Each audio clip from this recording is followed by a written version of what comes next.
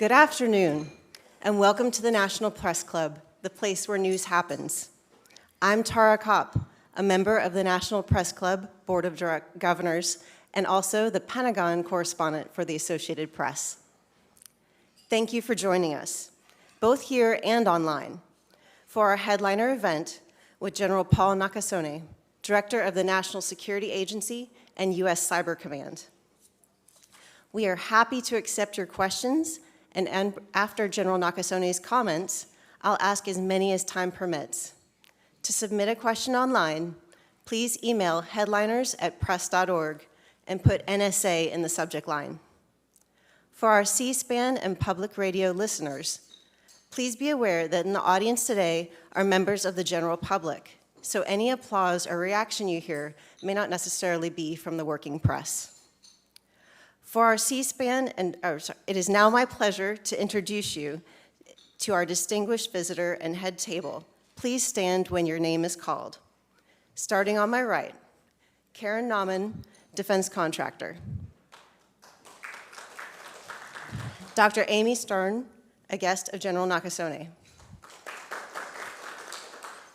John Donnelly with CQ Roll Call.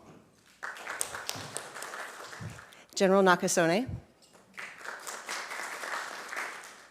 Donna Lewand-Legere, Headliners Chair. Myself, Tara Kopp, your moderator for today. Ian Marlowe from Bloomberg. Sergeant First Class Christina Head with General Nakasone's staff. Caitlin Kenny with Defense One.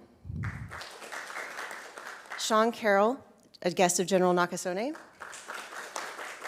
And Jim Noon with American Legion Post 20. So let's begin.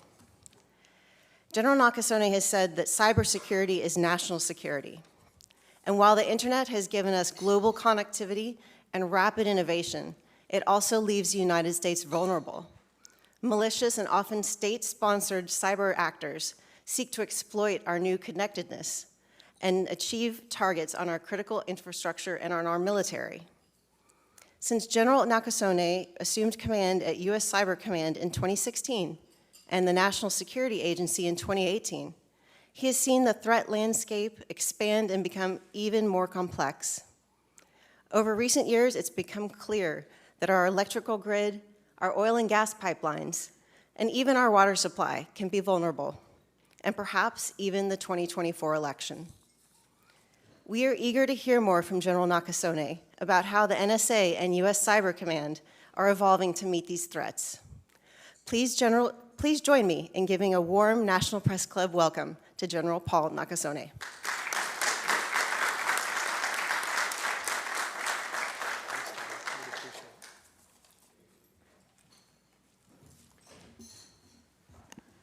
So good afternoon.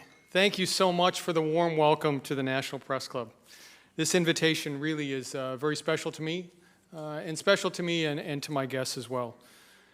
There can be no effective public dialogue and debate without a free press to inform the people, challenge decision makers, and foster accountability.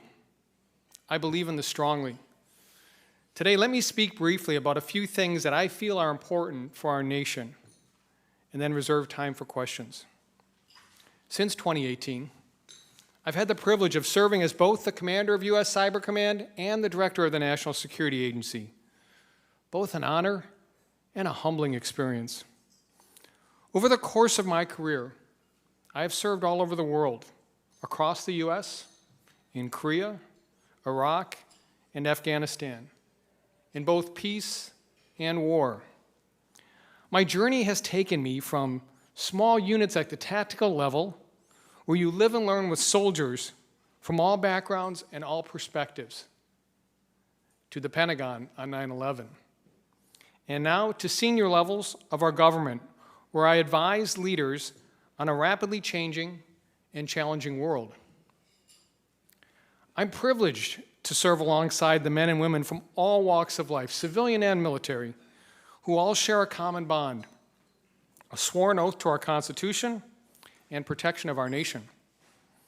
I rely on this commitment of service day in and day out at Cyber Command and NSA, where in leading both organizations, I have the unique perspective of seeing their contributions to our national defense.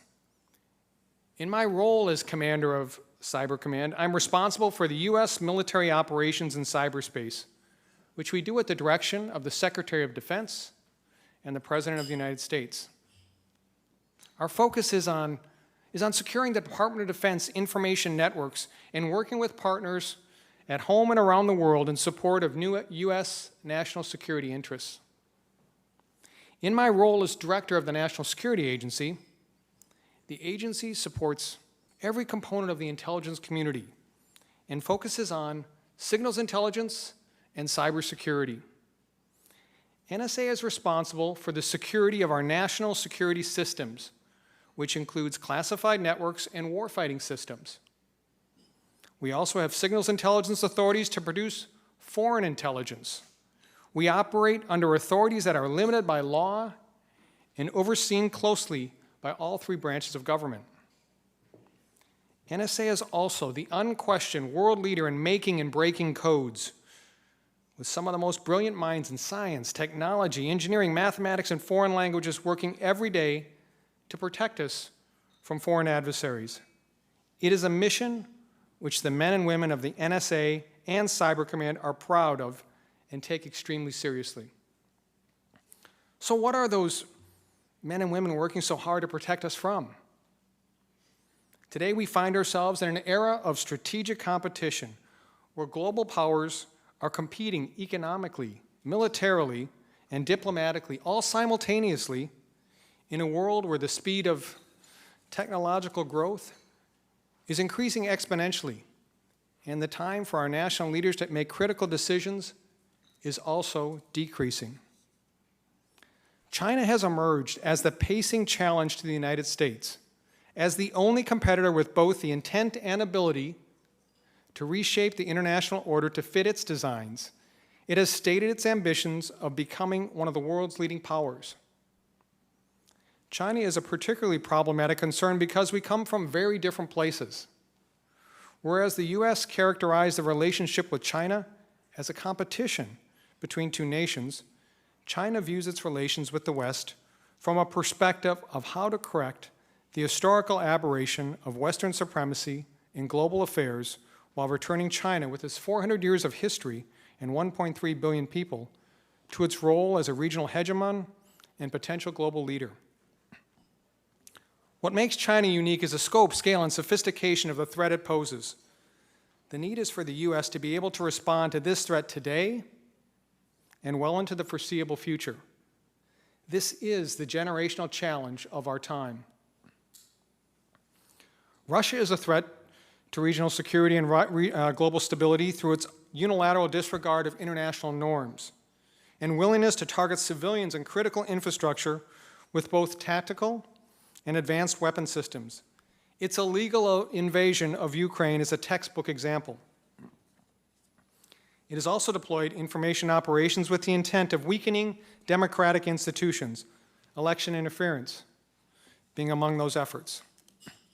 Finally, technology is advancing at a phenomenal speed, posing a challenge to the U.S. as it races to stay ahead of technologies with the potential to be used against us. Cyber and generative AI are prime examples. AI has enormous capacity to upend multiple sectors of society simultaneously: militaries, economies, international relations, technological growth. It is essential that we stay ahead of our global competitors in the race to understand and harness its potential, as well as protect ourselves from adversarial use.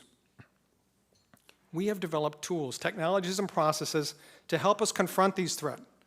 But at the most basic level, our ability to successfully overcome these challenges will rely on the men and women, both civilian and military, who have chosen to serve their nation and have been entrusted with defending it.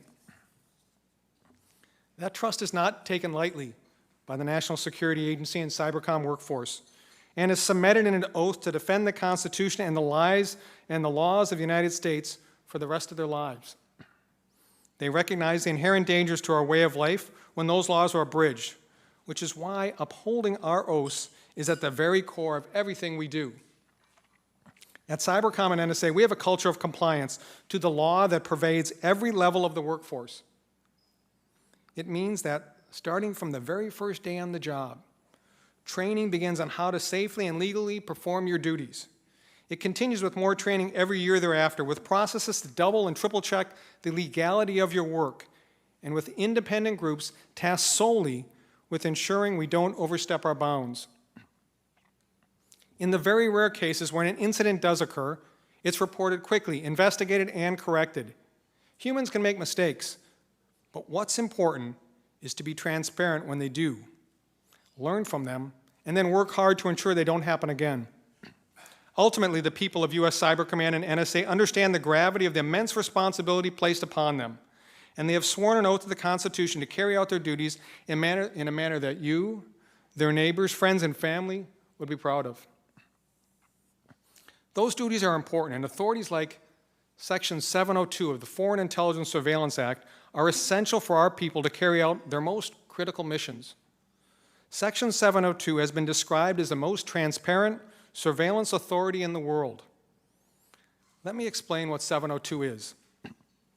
It is a legal approval for the U.S. government to collect communications of individual foreign intelligence targets located outside of the United States who use U.S. electronic communication services such as email and telephone. Let me say that again. Foreign targets outside of the United States. It's also important to understand that the rigorous oversight from all three branches of government. I believe 702 collection is the most important authority we use today and day in and day out to protect our nation and the American people. It contributes to 100% of the National Intelligence Priority Framework, 59% of the intelligence in the President's daily brief, and 20% of all the intelligence that NSA collects. But let me give you a real-world example of how 702 is helping protect Americans. In 2022, drug overdoses claimed more than 100,000 American lives. Fentanyl is by far the leading cause of these overdoses, affecting every corner of the nation. More than 10 times the number of U.S. service members' lives lost in Iraq and Afghanistan. It is the worst drug crisis in our history. 702 has provided intelligence on foreign actors' efforts to smuggle fentanyl into the U.S. and has broadened our understanding of the Chinese origins of a chemical used to synthesize fentanyl. This information enables the U.S. government to take decisive action, saving lives because of 702. Actionable intelligence like this is part of the reason why the President's Intelligence Advisory Board called 702 the cornerstone of the intelligence community's ability to uncover and track threats to America, and noted that 702 does not threaten the civil liberties of Americans so long as the right culture, processes, and oversight are in place. I can attest to the truth of that statement because every possible measure is employed to ensure 702's proper use, including daily oversight and review of the use of our data, automatic tools designed to prevent its misuse, and rigorous training of how to use and protect data at all times. As a result, 99+% of the targets collected under 702 authorities at NSA occurred without incident since it was last reauthorized. At the end of the day, our use of this authority is about the protection of both national security and American civil liberties, and we're committed to do both. It is critically important to the nation that 702 be reauthorized. It has saved lives, protected U.S. interests, defended our warfighters overseas, and contributed to our security and the security of our allies and partners around the world. Amidst the ever-changing global landscape, NSA continues to focus on signals intelligence and cybersecurity, while Cybercom's focus remains on cyber operations. What we do has not changed, but how we do it has. Today we have to account for attacks on our critical infrastructure, the proliferation of drone warfare, countering misinformation campaigns that target our democratic and electoral processes, and other novel threats that we haven't traditionally faced. We also have to keep a sharp eye on the horizon for threats we can't even imagine yet. due to the explosive pace of technological advancement. What's important now is how we perform our critical missions, and we do it by remaining agile and resilient, and by leveraging the power of partnerships. The simple truth is that the world in which we live in, where technological change is accelerating so rapidly, no single entity, not government or otherwise, possesses all of the data, all of the talent, all of the capabilities, or all of the legal authorities necessary to successfully address emerging threats and opportunities. Unanticipated and complex transnational issues will require close collaboration among multiple entities in order to succeed. Our national security, our national prosperity, and national identity will depend on our ability to adapt to an emerging future. Staying fast and agile in this ever-changing future means we will need to work with others across government, academia, the public, the private sector, and with our partners and allies around the world. Let me give you a few examples of the things we're doing with our partners. In an illustration of the importance we've placed on our partnerships, last year NSA and industry cyber analysts sitting side by side at our Cyber Collaboration Center identified a potential cyber incident by known Chinese government hackers against one of our defense industrial base partners. By working closely with our industry partners, we're able to short order to identify the nature of the threat, a zero-day vulnerability in some Citrix software, work with Citrix to devise a patch, and then issue a notification to potential victims simultaneously with the patch release before the Chinese were able to begin exploiting their malicious access. Within days of the notification going out, the number of vulnerable services across the US and those operated by our European and allied partners dropped by almost 25%, which is impact at scale. This entire operation occurred solely because of NSA's collaboration with our industry partners. Another example of the importance of partnerships are our hunt forward operation teams, which deploy around the world at the request of our partners to assist them against malicious cyber actors. Putting our cyber warriors from US Cyber Command side by side with our foreign partners, cyber specialists, provides us with unique accesses to our partners' networks and skills, helping them better understand the cyber threats they may face, while also helping us improve our own skills and enlarging our knowledge of our adversaries' operations and intentions. These hunt forward operations have been a resounding success at thwarting malign cyber activities by our mutual adversaries. In Ukraine and elsewhere, having deployed 51 times to 24 separate countries on 77 networks, we are having an impact. Through these efforts and with our partners' approval, Cybercom has exposed more than 90 malicious software samples, which cost these malicious cyber actors time, money, and effort. Because of our relationship and presence with our partners' approval, we have the ability to bring malware samples back to the United States for analysis when found, share them broadly with government and private sector partners, and help ensure our critical infrastructure is better protected.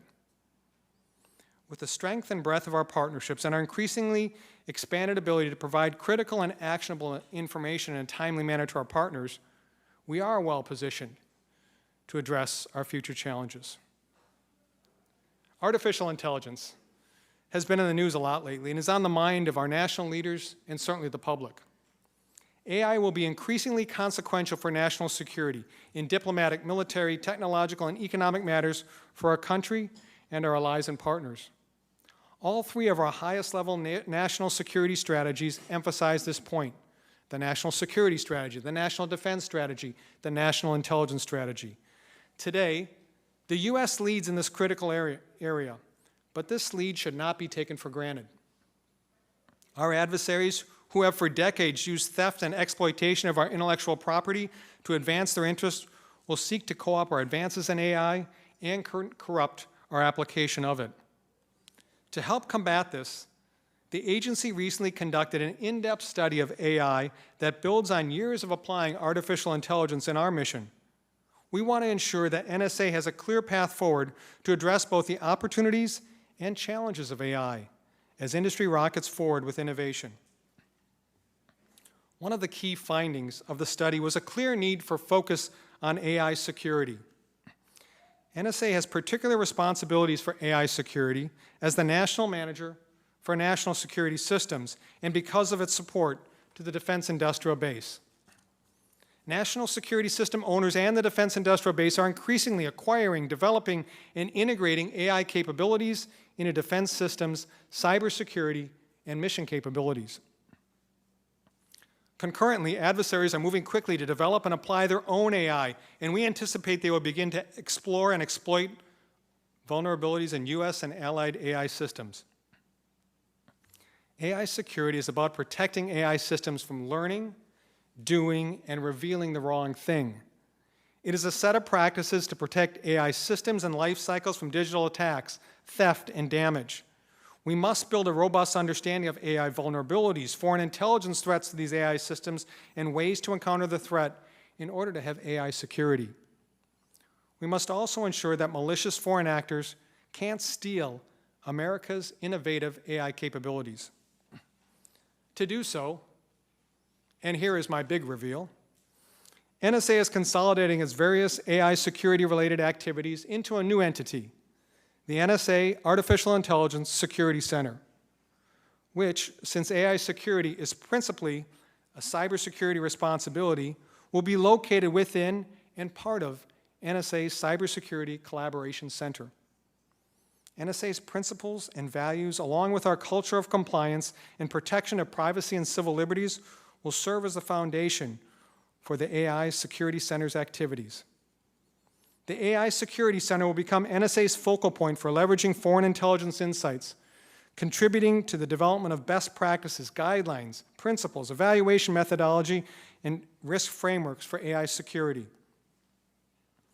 with an end goal of promoting the secure development, integration, and adoption of AI capabilities within our national security systems and our defense industrial base. The AI Security Center will also help industry understand the threats against their intellectual property and collaborate to help prevent and eradicate threats. The AI Security Center will work closely with U.S. industry, national labs, academia, across the IC and Department of Defense, and select foreign partners.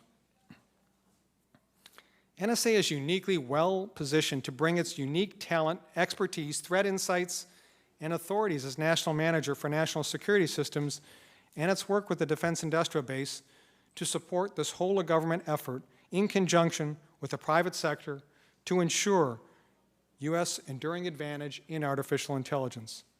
AI security is fundamental to that effort. Let me end with some thoughts on the road ahead. While the challenges we face are undeniable, so is our strength. And that gives me a strong feeling of confidence and optimism for our future. As a nation, we fundamentally differ from our adversaries. Our freedom to live and freedom to innovate give energy to create and apply new technologies and equip us to rise to any challenge.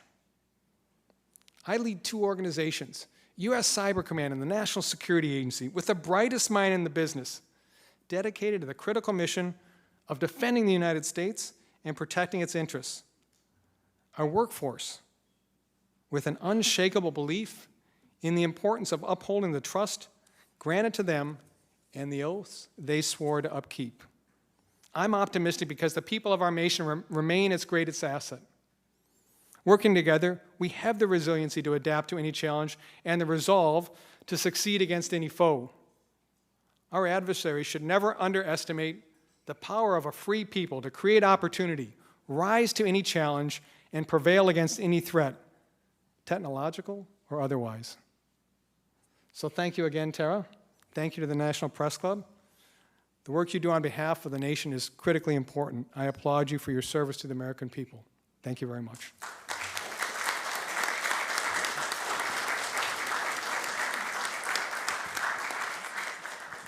Well, thank you for that. We'll do our Q&A now. I want to start with questions on protecting democracy and particularly the 2024 election. What is the NSA doing right now to protect next year's vote, and what are you seeing particularly from Russia and China that maybe you haven't seen before? So the 2024 election will be our fourth election that both the National Security Agency and U.S. Cyber Command have come together to ensure, in partnership with the broader work of our government, a safe and secure election. Our template, our methodology hasn't changed all the way back to 2018 in the midterm elections. That is, understand the threat better than they understand themselves. Share information with our closest partners like the Department of Homeland Security and the Federal Bureau of Investigation. And then finally, take action. Take action against any threat outside the United States that attempts to influence or interfere with our election. It has been a successful template in 2018, 2020, 22, and it will be again in 24. Where we are right now is we have stood up our election security group. We've come together. We are already starting the work that's going to, I think, be foundational to us to understand what the election is going to bring towards us. Can you talk a little bit more about the threat? What's different in 2024 that you're having to defend against that wasn't around in 2020? So I think one of the things about the threat that we've seen over the spectrum since 2018 is just the rising, the scope, the scale, and the sophistication of what's being done. More actors, more technology, more attempts at different ways in which they try to create influence or interference. But here is the thing that I would emphasize. In 18 and 20 and 22, we've always been able to stay ahead of that. And we're able to stay ahead of that because of this partnership. The partnership that we understand outside the United States what is happening, communicating that with our partners in DHS and FBI and the local state levels being well informed of what's going on.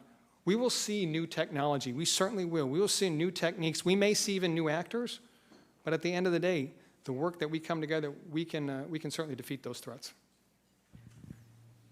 We just discussed standing up the new AI Center. How are you seeing AI affect this vote, particularly with deepfakes, and what are you doing about it? So I think this is an area that we all have paused to, right? We want to maintain that we have vigilance about what we are seeing out there. And one of the things that we are doing is ensuring that we understand the threat techniques of our adversaries, understand how they're using different platforms. But importantly for us, being able to secure our own, this is security, of our own AI platforms. And that's one of the things that we're focused on right now. So I think, as I mentioned, this Artificial Intelligence Security Center that we're standing up now is fundamental to understanding our threat, but also being able to communicate that for the secure means that we need to conduct AI. To the extent you can you talk about how what you're seeing now is directly tied, state-sponsored to either Russia or China? So I think that, Tara, that we need to be very, very clear-eyed about this. Nation-state adversaries, Russia, China, others, are going to try to use this technology. But again, that's my point in my remarks, is that we maintain an advantage in AI today. That AI advantage should not be taken for granted. And so one of the things that we're doing at the National Security Agency is how do we ensure the security of what goes on? And just to follow up on that, are you seeing Russia and China actively right now trying to affect the 2024 vote? So we haven't seen that yet, and I think that it's important to remember that there are a number of elections that will take place normally before our own election, and we work with our partners and allies to ensure that we can provide any assistance. But to specifically answer, no, not yet. I wanted to ask a little bit about internal change. Over the last several years, the intelligence community has been accused of having a deep state political base. What has the agency done to address these concerns? Has there been any sort of internal training on how to remain nonpartisan? Is this an issue in the agency? So I think the piece that I should address here with regards to our National Security Agency is the fact that there are really three pillars that are very important to us. First of all is that there is this culture of compliance, as I spoke about. When you come into our agency day one, you swear an oath to the Constitution. You are trained in terms of what you're going to do, and it's emphasized to you that when mistakes happen, we report mistakes. We follow up on the mistakes, and then we address them. The other piece is that robust oversight from our three branches of government, legislative, executive, judicial, all have oversight on the activities that are conducted by our agency. And the last part is transparency. Transparency about what we do in terms of our ability to talk about what we're doing. The fact that I'm here at the National Press Club today and addressing that is part of that transparency. The ability to show the people that I invited to come with me is part of that transparency, but I think that's an increasingly important part of what we do. Well, I know you announced your retirement in May, so and you're still here because of the holds, and you can't your successor can't get confirmed. I'm wondering, because of the need for the 2024 security, if your successor can't get put in place because of Senator Tuberville's holds, are you willing to stay in the spot, or what sort of risk would there be if the seat is vacant? So I intend to stay, obviously, until my successor is confirmed. Every morning I get up and I'm excited to go to work to lead these two organizations. And when the confirmation happens, then there'll be a great follow-on person to me. But until that happens, I will be leading the agency and the command. Even if it goes through November 2024? I will be leading the agency and command.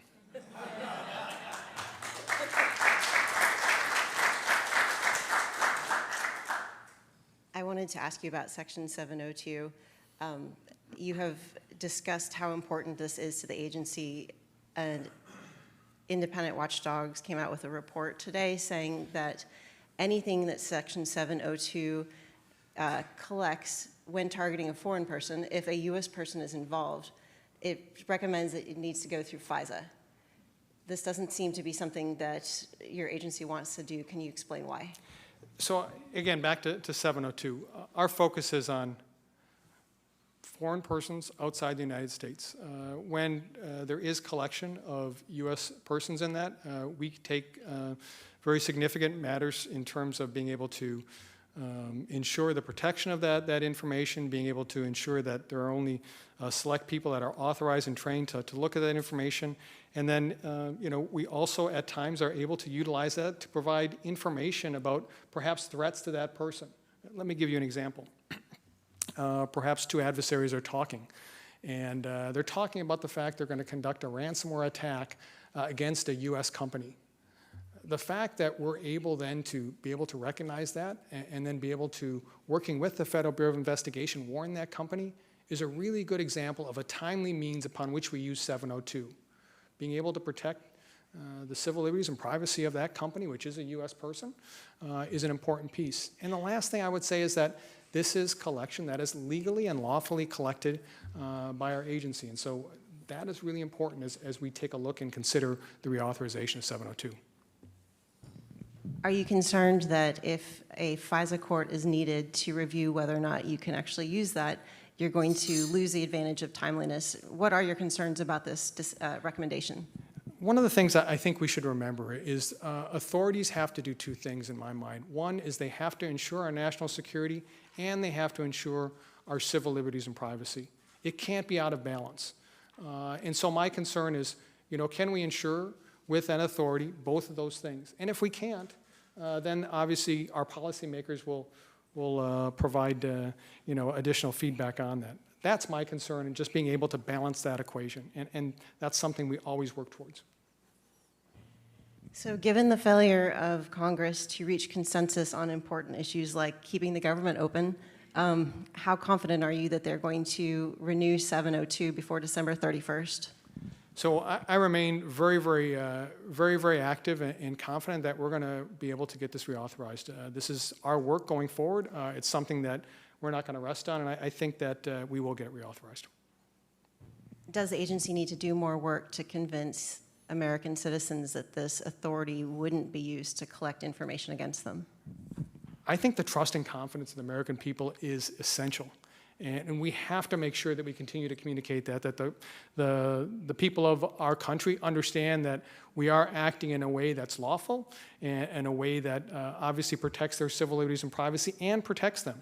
And so, yes, I think that we have work to do to make sure that we continue to deliver that message. Some in Congress who are concerned about renewing this authority, though, worry about the FBI being able to access some of this intelligence. If push came to shove, would the intelligence community be willing to limit the FBI's access to information on U.S. persons in order to get the authority renewed? So I certainly can't speak for the intelligence community, but what I can say is just let me talk a little about the importance of the Federal Bureau of Investigation. The Federal Bureau of Investigation has unique authorities and responsibilities to conduct operations within the United States. Authorities that we do not have, nor should we have. But it's a vital partner for us to be able to warn, to be able to do election security, to be able to identify threats, to be able to have that person and that organization that can do that with the U.S. people. And I think that that's the important piece that we have to do, is we have to make sure that, you know, all of our intelligence community can operate in a means that obviously brings us a degree of national security. More timeliness, barring any sort of decision by Congress, in about 48 hours we'll be in a government shutdown. I wanted to know what guidance you are providing both your NSA government employees and your contractors.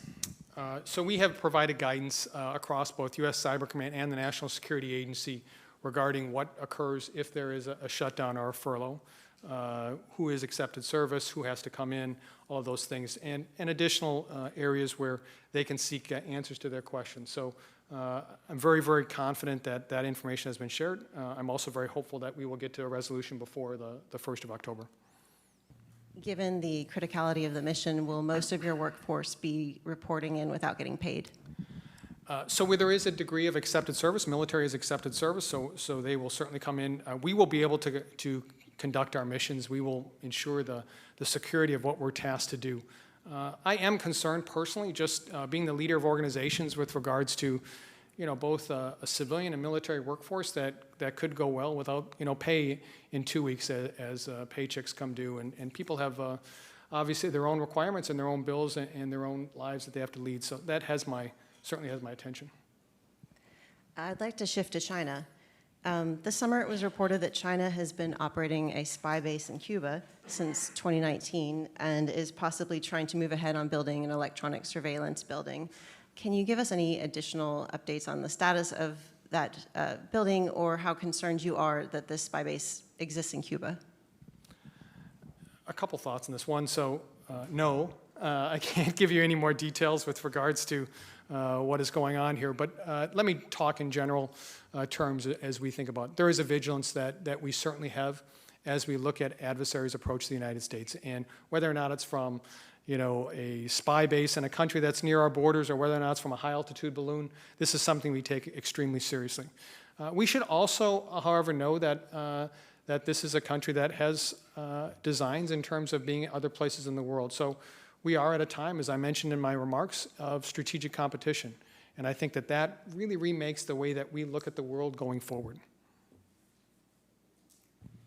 Returning to China, just in the last couple of weeks, its National Computer Virus Emergency Response Center has accused the U.S. of hacking into some of its networks, and I'm just wondering, the NSA has, or the community has said that they are doing offensive operations. Was the NSA or U.S. Cyber Command involved in either of these incidents in China? So Tara, we don't talk about our operations. Let me just say in general, this is what guides us at both the agency and command. First of all, the guidance is from our laws and from, you know, our civilian leaders in terms of our actions. Secondly, it is designed in terms of our values as a nation. And third, it's conducted in a manner that is reflective of our nation. And so that's how I would, I guess, answer that question. Thank you. And a final one on China. What do you think that China is trying to accomplish by having the surveillance of U.S. military bases? There have been a number of incidents and incursions. Share your thoughts on that, please. I think this is an area that we certainly have increased vigilance on, is how do we ensure we don't have miscommunication or some type of mistake in terms of our forces going forward. That's one of the areas that both the Secretary of Defense and the Chairman have made very, very vocal about, being able to communicate with their counterparts in China. Unfortunately, that has not been taken as a given, and one of the things that we had learned previously about being able to communicate with senior leaders of the defense establishment or military leaders is an ability to drive down risk. And so I think that's one of the things that I'm very hopeful in the weeks and months to come that will re-engineer themselves to be able to have these conversations. Can you talk about what kind of steps are being considered to drive down that risk? Well, certainly a number of different engagements. You know, I know that both my counterpart at the commander of U.S. Indo-PACOM, Admiral Chris Aquilino, is in the region quite frequently talking to our partners and being able to conduct outreach. I know that the certainly our policy and our senior Defense Department leaders are also doing that as well. I'd like to shift to Russia. What has the agency learned from the Ukraine war, and particularly in Russia's use of state actor hackers, militant groups such as Sandworm? How are you learning from this, and what are you doing to defend against it? You know, I think, I guess I'm a bit of alliteration this afternoon. I think there's really kind of three different P's that we've learned a bit of it. First of all is persistence.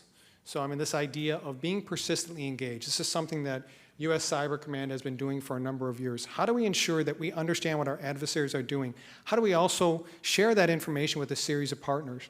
The fact that we sent a hunt forward team into Ukraine 70 days before the ground war is an example of that. The second piece is partnerships. I mean, the tremendous value of partnerships that we have, being able to understand what an adversary is doing. NATO has never been stronger.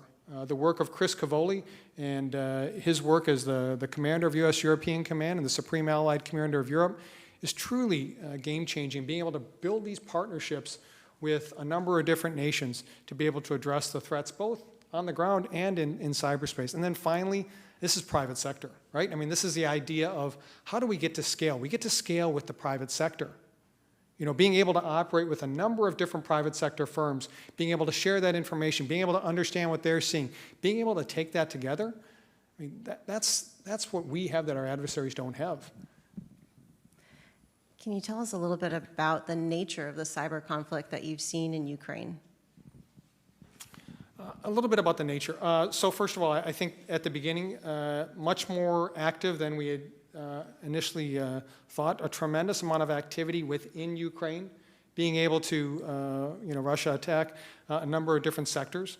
I think the other thing, though, is probably a lessened impact, just because Ukraine took a number of different early actions to stem the concerns in cyberspace that they might face, moving their data outside the country, being able to get a series of experts into Ukraine, being able to continually communicate. The idea of having communications, even when your national communications is taken down, is something we should all learn from. But I think since that time, we continue to see a number of different actions. But the one thing that I think is important is that we, as both a nation and our partners, have remained vigilant. And I think that that's in large part to why we've had some success against these adversaries. A little earlier this year, Japan, it was reported the hack in Japan, which potentially put a lot of U.S. information at risk, U.S. military cooperation information at risk. What has been learned from that? And as we become even more interconnected with our allies and try to reduce the walls between our militaries for operations, for communications, how can you ensure that a hack in Japan does not end up becoming something worse for the U.S.? You know, Tara, I think that this is another piece of Ukraine that we should apply to, our future crises and conflicts. I mean, think of the power of us being able to share our information, both with a global public leading up to the 24th of February, where we're able to tell the public what's going to happen and what Russia might try to do, but also the daily sharing of information with Ukraine. The intelligence that we're able to provide as a community into partners in Ukraine is a difference maker. And so as we look at that and we think about future crises and conflict, we want to do the same thing. We have to be able to share that securely. And again, I think that's the lesson that we should take. Cybersecurity matters, and it matters to our partners, it matters to us, and being able to raise that level of cybersecurity ensures that our information, our intelligence, our knowledge can be shared securely.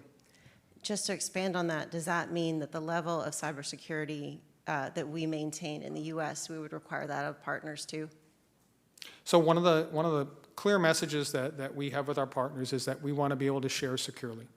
When I talk to our partners, that's one of the things that I emphasize, is that we want to share this information. We want to ensure that that's not read by any of our adversaries. So that isn't something that has changed. And I think that, again, just the lessons that we've learned over the past couple years with Ukraine emphasizes that. We have a number of AI-related questions, so I'm going to go back to AI. What do you think of using AI to automate the analysis of all the threat vectors and red flag alerts? So I think this is an important piece, is that at our agency, at our command, within the Department of Defense, within the intelligence community, AI helps us but our decisions are made by humans. And that's an important distinction. That is the way that we look at it. So we do see assistance from artificial intelligence, but at the end of the day, decisions will be made with humans and humans in the loop. This is an AI privacy question. Should Americans stop the expansion of the surveillance society given the potential of AI to curtail personal freedoms? Can you read that one more time? I'm sorry. Should Americans stop the expansion of the surveillance society given the potential of AI to curtail personal freedoms? So Tara, I think that I'll leave that question for someone else to answer. But let me just say, in terms of what I see is, as a nation, we need an ability to understand what our adversaries do. And we need a national security that balances this with civil liberties, privacy. And I think that that's what our intelligence community does, and does very well. This is somewhat related to the partners question. Countries that don't have the hardware and strength to attack the U.S. physically may have the ability to undermine the U.S. anonymously. It seems like kinetic warfare is being replaced by cyber warfare, something probably you have seen very intimately in the last few years. Do you think this is the future of warfare, and how does the U.S. defend against it? You should probably not be surprised that the commander of U.S. Cyber Command, the director of National Security Agency, sees a changing character of warfare occurring.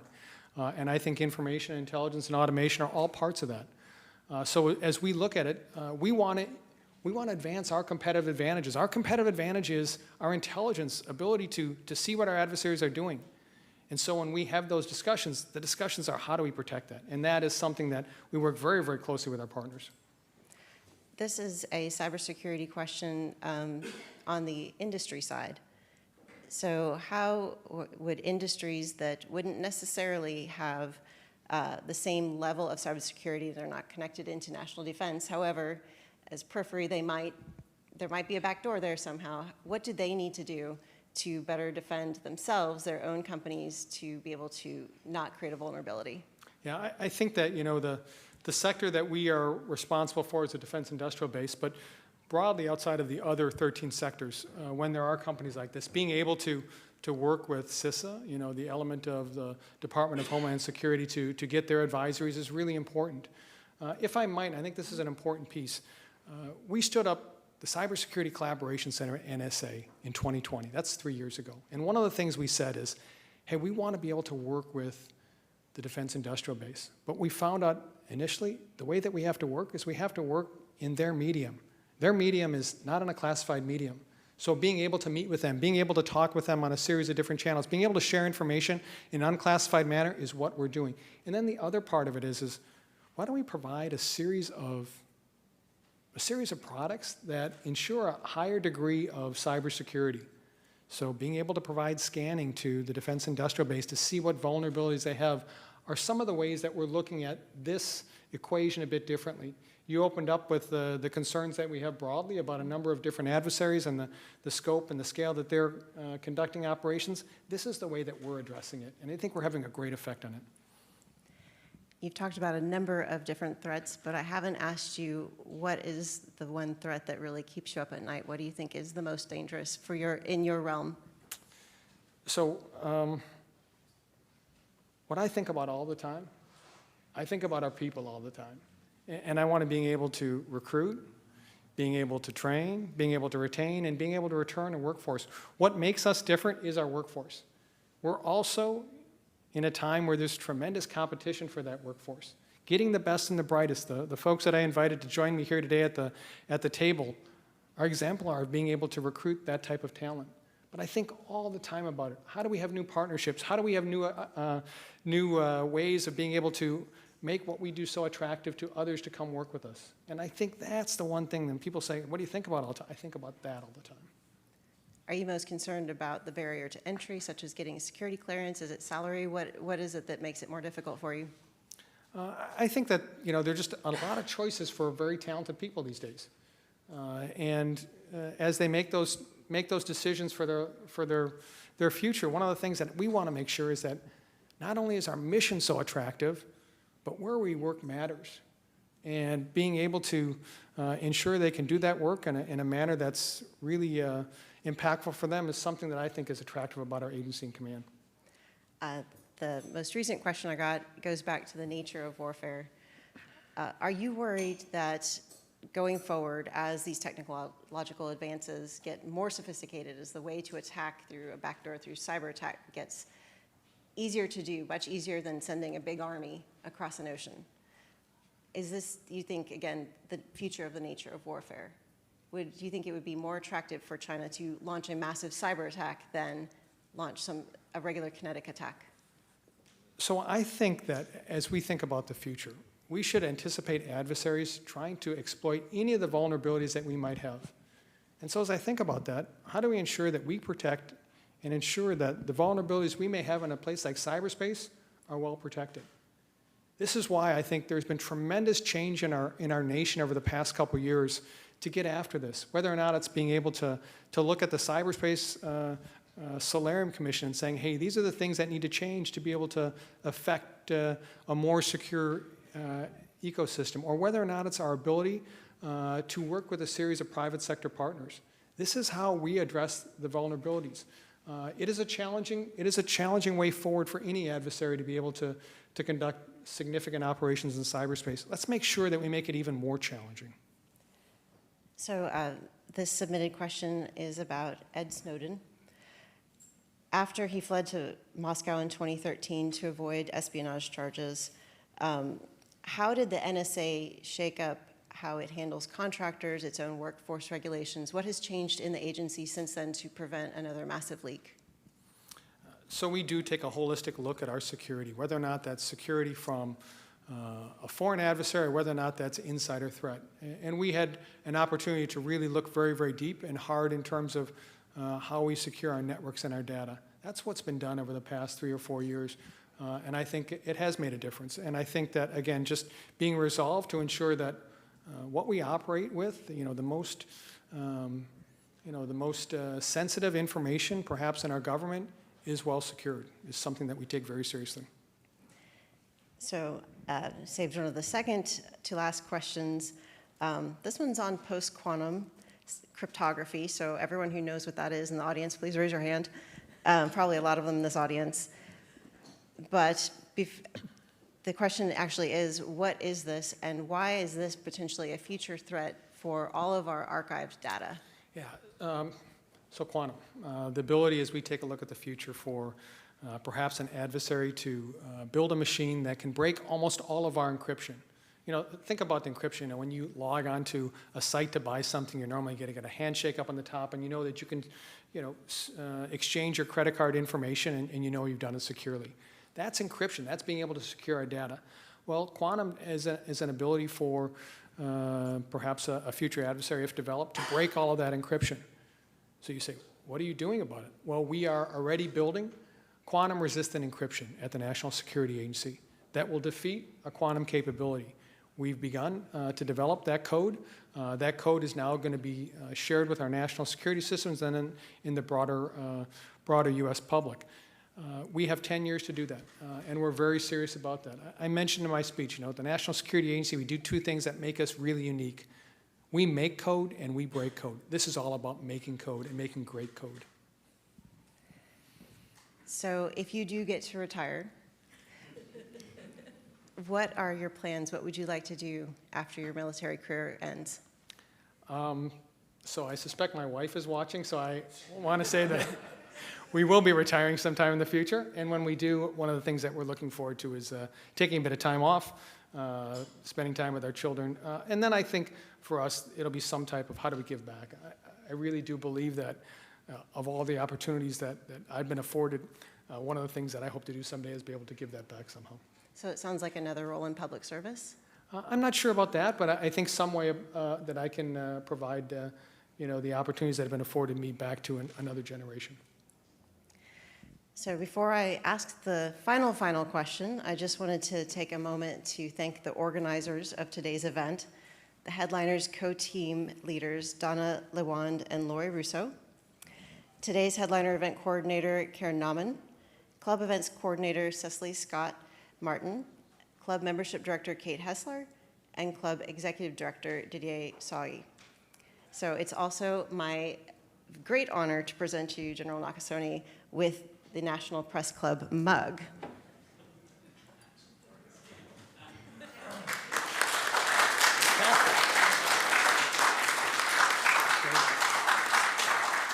We learned earlier today that this was his first visit to the club. And besides looking at all the pictures, I'm glad that you now have an official mug to enjoy your beverages with. I think it's really cool to be on my desk. Fantastic. And there's no bugs in it, I promise. With that, I was hoping that maybe you could tell us your favorite memory or most absurd thing that the NSA has had to track down, something that you tell with all of your staff of what you've had to do in this long career in cybersecurity. If I might share a story, I'm not sure it necessarily qualifies for that, but it does involve my role as the director of the National Security Agency. I was invited back last November as a special guest of the Minnesota Vikings during the Salute to Service game. I'm a huge Minnesota Vikings fan. I come from Minnesota. They've been my team for many years, and so to have this opportunity to go back and actually blow the Galler horn and cheer on my team, I thought, wow, what a great opportunity. It comes right after the week. We had a big win against Buffalo, and we're on a 7-game winning streak, and they brought me up to the platform to blow the horn, and we blew the horn, and everyone was doing the Skol chant. It was like, great, we're going to win this big game. I wasn't back to my seat. We had fumbled the ball. They'd scored on it. Worst defeat in Minnesota Vikings history. My sense is that, they will never invite me back. And then one of my colleagues on the following Monday said something like this. Hey, General, we just got a phone call. I said, from whom? He said, from the Dallas Cowboys. Dallas Cowboys. He said, yeah, perhaps you can blow that horn for them every single game. So from an intelligence gathering perspective, what are you doing differently next time? Yeah, I better pick a better adversary that we go against when the Vikings play again, so thanks so much. We do have a few bonus minutes here. Okay. So along the lines of your favorite memories, are there any favorite NSA jokes that you know? Certainly none that I can repeat here. So you could tell us, but then you'd have to... Well, I don't know if I could even tell you. But what I would like to say is just on behalf of all of us at the National Security Agency and U.S. Cyber Command, thank you. Really thank you for what has been, for us, I think a really important time over the past couple of years to be able to demonstrate our value to the nation, also to be able to tell our story. And it is a story of people, people that do incredible things at both our agency and command. And so, I do thank the National Press Club for, the ability to do that, and for, as I said in the beginning of my talk, the importance of being able to maintain our democracy through being able to have this ongoing discussion in terms of what we do as a nation. In terms of your service and your own career wrapping up, what has it meant to you to be able to lead the NSA in such a time of such great technological change? I think the one thing that I do kind of ascribe to is the idea that the agency and the command are two different organizations built for the toughest problems our nation faces. And so to be able to see how these problems get solved, to be able to see how we do it in a manner that maintains the trust and confidence of the American people, and to be able to do it in a manner that, that ensures our national security, it's humbling, really humbling. And the workforce. And the workforce, incredible. Have you had to, in just your very, very last minutes here with us, when you started, I'm guessing that the workforce looked a lot different than it does today. And where do you see this moving toward now? You need a younger workforce that's been, basically born with an iPhone in their hand. And how do you recruit that? How do you keep that going for the next generation? So I think your point's well taken, Tara. One of the things that we also have lived through is COVID. And I think COVID was, for us, an opportunity to look at ourselves differently in terms of how do we ensure that the workforce that we continue to recruit, that we continue to train, that we continue to attempt to retain, has the resiliency and has the appreciation in terms of how we do our business. That's why I said, what we do, it hasn't changed a lot, but how we do has changed tremendously. And I think that's part of it. And I think that needs to shape us as we think about the challenges and the opportunities of the future. It certainly is driving what we're doing today. Well, with that, I would like to have a round of applause for General Nakasone. Thank you so much for being with us today.